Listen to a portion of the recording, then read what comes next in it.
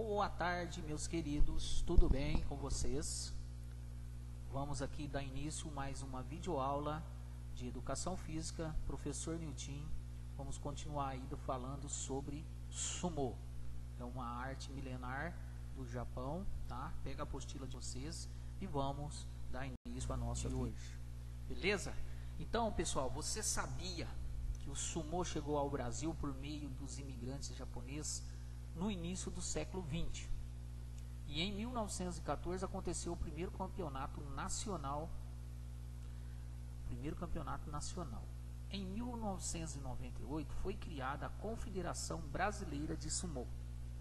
E 2 anos depois, o Brasil sediou o primeiro campeonato mundial de sumo disputado fora do Japão. No Brasil, todos podem lutar sumo, independentemente da idade, do sexo e do peso. Recentemente foi adotado a categorização por idade até o juvenil e por peso para lutadores adultos. Então, pessoal, o sumo chegou no Brasil, é uma luta milenar do Japão, através dos imigrantes, né, no século XX. E aí, com o passar do tempo, o Brasil aconteceu o primeiro campeonato nacional de sumo. E em 1998 foi criada a Confederação Brasileira de Sumo. Nesta confederação, ela foi criada por imigrantes e por também descendentes japoneses, certo? Porque no Brasil a luta de sumo ela é pouca difundida, mas a maioria dos atletas que disputam esta modalidade é descendentes de japoneses. Beleza? A frente está na página 10 de vocês. E continuando na página 10, aqui tem uma atividade para vocês fazerem e descrever no caderno ou tirar uma foto e me enviar. Aqui tem as duas crianças aqui eles estão improvisando como seria uma luta de sumo, certo? Aqui eles não estão usando aquela coisa horrorosa, aquela tanga feia, né? Não podemos fazer piadinha com eles porque vai dar ruim, certo? Então aqui estão dois garotos, um mais magrinho, o outro mais acima do peso. Então aqui eles estão medindo força para ver quem tem mais força para tirar ou para desequilibrar o outro. Agora que você conhece um pouco mais sobre o sumo, seu desafio é vivenciar essa prática. Portanto, será necessário fazer algumas adaptações. Analise as regras e os golpes e converse com seus colegas e seu professor sobre a possibilidade de realização dessa luta na escola. Depois, descreva no caderno as suas percepções sobre a atividade vivenciada. Como nós estamos na pandemia, não vamos vivenciar, sem chance de a gente realizar esta vivência dentro da nossa escola. Segundo, eu falei para vocês me enviarem, mas não precisa enviar não, porque não vai ter como a gente vivenciar essa atividade aqui na escola, tá? Então, pessoal, é só para mais conhecimento, para que vocês possam entender como que funciona o sumo. Então, olha para vocês verem o tanto que é interessante esta luta, que as pessoas, crianças, adultos, velhos, mulheres, homens, estão estão aglomerados aqui para apreciar essa modalidade entre essas duas crianças aí, que vocês estão vendo na imagem da página 10 da apostila de vocês aí, tá certo? Então aí um vai tentar desequilibrar o outro e assim saia o vencedor. Mas aí o objetivo é uma vivência, um improviso, para que os alunos aprendam, conheçam um pouco mais sobre o sumo. Beleza? Vamos lá com as conexões. Exemplo do Potlak. Não sei se a pronúncia é essa, mas vamos fazer de conta que é. Me desculpe. Um exemplo de competição antiga como o sumo é o Potlak. Nesta prática, os competidores deveriam dar provas da própria superioridade, demonstrando honra, nobreza e glória, virtudes que precisavam se revelar por meio da competição.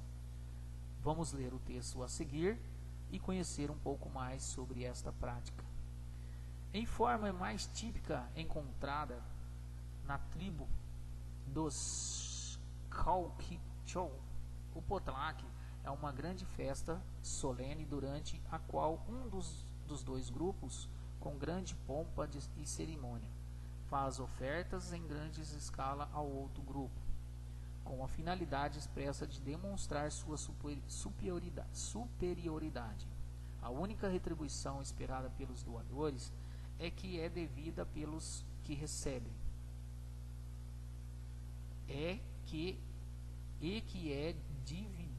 devida pelos que recebem. Consiste na obrigação de estes últimos darem, por sua vez, uma festa, dentro de um certo período, se possível ultrapassando a primeira. Qualquer acontecimento importante pode servir de pretexto para um potlatch, seja um nascimento, uma morte, um casamento, uma cerimônia de iniciação ou de uma tatuagem, a construção de um túmulo e etc. Quem oferece um potlatch demonstra sua superioridade não apenas devido à pródiga distribuição de riquezas, mas também isto ainda é mais impressionante pela destruição completa de seus bens só para mostrar que pode passar sem eles. Além disso, estas distribuições são levadas a efeito de acordo com um ritual dramático e acompanhadas por altivos desafios. A ação assume sempre a forma de uma competição. Se um chefe quebra um pote de cobre, ou queima uma pilha de mantas, ou estraçalha uma canoa, seu adversário fica na obrigação de destruir pelo menos o mesmo e, se possível, mais. Os destroços são enviados ao rival como aprovação ou exibidos como sinal de honra. Pessoal, que coisa mais estranha do mundo, hein? Olha só que coisa esquisita, né? Mas cada um tem a sua cultura, cada um tem a sua história, né? E cada um tem as suas vivências. Mas aí, por meio de cultura deles provarem sinal de honra, de riqueza, eles fazem esse ritual, certo? Quem quiser se aprofundar um pouco mais, tem aí a fonte logo abaixo do texto. Vocês viram que eu mudei, conforme eu estava lendo, eu mudei de slide, porque continuava nesse slide aí que a gente está falando agora, certo? Então aí esse texto está nesse livro aí de John Huizinga, São Paulo, Elementos da Cultura, em perspectiva de 1990, na página 66 e 67, certo? O conceito de competição, com o sentido herdado historicamente, aí falando da história, é marcado pelas disputas orientadas para um objetivo único: vencer e não se deixar vencer. Os competidores se esforçam para superar ou derrotar os oponentes, a fim de provarem a própria superioridade. Esse entendimento está muito presente nas competições atuais, fato que se relaciona à rivalidade observada em competidores e torcedores. Isso aí acontece muito no nosso dia a dia aí do futebol, inclusive no estado de São Paulo. Não, quando existe um clássico, vamos supor, exemplo aí, São Paulo e Santos, só se o mandante for o São Paulo, só tem torcida do São Paulo. Se for o mandante o Santos, só tem torcida do Santos, em função desta rivalidade aí que esses clubes ainda têm. Outra rivalidade muito grande é na Argentina, entre o River Plate e o Boca Juniors. Inclusive teve uma competição aí não muito distante, eles não conseguiram disputar em seu país uma final, em relação à rivalidade dos torcedores. Eles tiveram que disputar essa final entre os dois times em um país neutro, um país diferente da Argentina, um país fora da Argentina, certo? Então, para vocês verem que as rivalidades às vezes é um fato muito complicado que existe entre as torcidas ou entre as pessoas, entre os povos, entre muitos países aí que vivem em guerra, né? Então é uma coisa muito cruel aí que acontece, essa tal de rivalidade, beleza? Página 10 continuando. Agora vamos para as atividades. Para compreender o espírito competitivo do Potlac, não sei se é essa a pronúncia, mas vamos dizer que sim. Siga as orientações do seu professor e vivencie as atividades propostas. Então, pessoal, já falando para vocês, atividades propostas, as nossas vivências, infelizmente vai ser impossível nós fazer ou vivenciar elas aqui na escola, no âmbito escolar. Motivo: pandemia Covid-19. Então nós precisamos, pessoal, ter a noção de conhecimento. E aí, quem sabe o ano que vem nós poderemos aí ter mais prática do que teoria. Vamos ter teorias, mas vamos ter mais resumida e ainda ter as nossas práticas na nossa quadra aí, certo? Escola nova e estamos aí, vamos lutando para levar os melhores conhecimentos para vocês. Aspectos positivos e negativos da competição. Leia o trecho da música ao lado e reflita sobre as questões apresentadas. Aprendendo a jogar. Vivendo, aprendendo a jogar. Não sei cantar, então vamos ler. Vivendo e aprendendo a jogar. Vivendo e aprendendo a jogar. Nem sempre ganhando, nem sempre perdendo, mas aprendendo a jogar. Guilherme Arantes é o cantor dessa música. Apresentado Aprendendo a Jogar. Intérprete Elis Regina, no Rio de Janeiro, em 2006. Certo? Então está aqui a fonte aonde o autor tirou esse pequeno trecho aí dessa música, Vivendo e Aprendendo a Jogar. O que é possível aprender quando se joga? Essas questões eu gostaria que vocês me enviassem para mim no nosso grupo do WhatsApp. Vocês têm uma semana para me enviar isso, tá certo? Para fazer a avaliação continuada de vocês, igual a gente tem feito durante este ano. Se vocês não enviarem, aí nas avaliação continuada, vocês poderão não ter essas notas, certo? Então, o que é possível aprender quando se joga? Outra coisa, lembrando a vocês, é individual. Cada um tem que fazer com o que você acha. O que é possível aprender quando você joga? Quando eu estou jogando, o que é possível eu aprender quando eu estou fazendo o jogo? Quais são os aspectos positivos na competição? Para mim, um aspecto positivo é uma coisa, para você o aspecto positivo é outra coisa. Não precisa encher linguiça não, só põe uma coisa básica aí que vocês acham que é positivo para vocês em uma competição e o que não é. Mas se vocês quiserem explicar melhor, pode também, fica à vontade. Mas eu preciso dessas 4 questões na próxima aula, ou na próxima semana, ou até no mesmo dia, que vocês me enviem uma foto já respondida as questões, as 4 questões. É possível pensar em competição aliada a valores como participação, alegria, entrega e cooperação? Não é só por sim, explicar para mim se é possível, tá? Não é, é possível sim, e o resto da resposta, tá? Então, por favor, eu peço encarecidamente para vocês que a gente feche esse quarto bimestre com chave de ouro, me envie essas 4 questõezinhas aí, facinha de responder, que é individual, cada um tem que responder conforme sente, conforme entende do que é possível, se existe alguns aspectos, se é possível, tudo isso aí vocês podem responder para mim. E a última questão é: competir se resume em ganhar e perder, certo? Às vezes o perder também é importante em determinadas competição, né?